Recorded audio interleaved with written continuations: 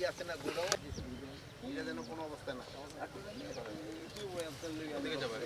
বড় জায়গা নিচে বেশি লোক কাটা দরকার নাই, 4-5 জন কাটা। স্যারকে সামনে আসেন, স্যারকে সামনে সামনে দেন। ভাই আঙ্গুলটা সরান, ভাই আঙ্গুল সরান।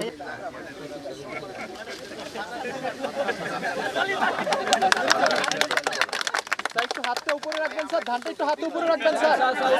স্যার ধানটা একটু হাতে উপরে রাখবেন স্যার। এদিকে মাইরেন একটু স্যার, হাতে একটু ধানটা রাখলে ভালো হইতো স্যার। স্যার একটু ধানটা একটু হাতে রাখেন। ধান কিন্তু নষ্ট করেন না।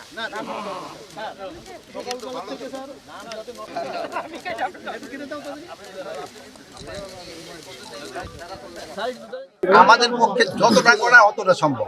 এখানে আপনারা বলেন যে আরএল বিলের যেন যে একটা এটা যেন কোনো অবস্থায় নষ্ট না হয়, এদিকে আমরা চেষ্টা করব। এই যে আপনাদের যে ছোটখাটো দিয়ে একটা সমস্যা আছে, এটা আমরা অবশ্যই সমাধান করব।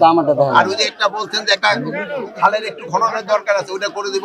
আর আপনারা চাইছেন যে এখানে একটা পোস্ট করে দেওয়ার জন্য, ওইটা আমরা করব। আপনারা খালি দোয়া করেন দুর্নীতিটা বন্ধ করা যায় কিনা। দুর্নীতিটা যদি বন্ধ করা যায়, দেশ দেখবেন ফলফল করে আগে চলে যাবে। আরএল বিলের প্রাণ বৈচিত্র্য, পরিবেশ এগুলি রক্ষা করে, কৃষকের অধিকার রক্ষা করে এখানে যেন কাজটা হয়, উন্নয়নটা হয় এবং প্রকৃতি পরিবেশ রক্ষা করে তারপরে হয়।